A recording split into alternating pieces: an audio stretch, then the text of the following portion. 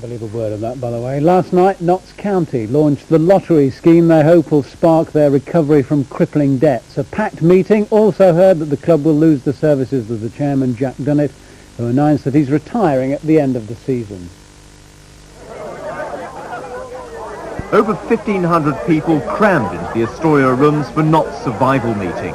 It was a night which stirred the emotions, with memories of the days when 35,000 packed the ground to see players like Tommy Lawton, still regarded by many as England's greatest ever centre-forward. The crowd also heard Jack Dunnett, who's been at the helm as chairman for 19 years, announce that he's to retire at the end of the season. When Dunnett joined in 1967, Notts were 92nd in the Football League. The club were always admired for the way they kept a tight rein on expenditure and stayed in the black.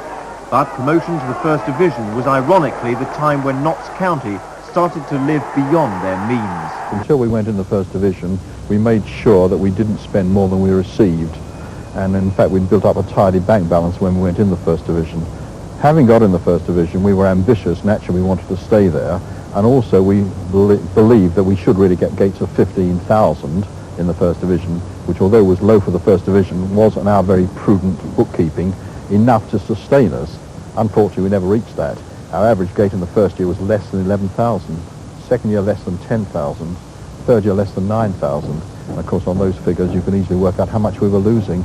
And so we'd expended a lot of money on a lot of very good players, and the gates did not come in to sustain us. We had our loyal hardcore. We didn't get the extra people that we thought we might get. And so you're absolutely right. Going in the First Division, although we would not have given it up for anything, for the point of view of our ambition, it was a financial disaster for us.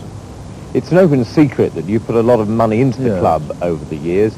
Don't you regret that now? No, it's money down the drain. No, I don't regret it at all. I've thoroughly enjoyed it. I've had a great time, and if I hadn't spent it on that, I suppose I'd have spent it on something else. But do you regret leaving now with the club in this sort of plight? The club is not in a plight. It would be in a plight next year if we hadn't got a scheme such as Lifeline to assist us. This year there's no problem. I shall stay this year, and whatever happens, the club will be supported. What I was worried about was leaving and no one succeeding me who could sustain the club, or no scheme such as this. The attendance last night seemed to show that there's a lot of basic support for us, which encourages me to believe that the club will survive. Yeah, still one of the nicest places to visit, deserves to survive. Well, on the field, Notts go into their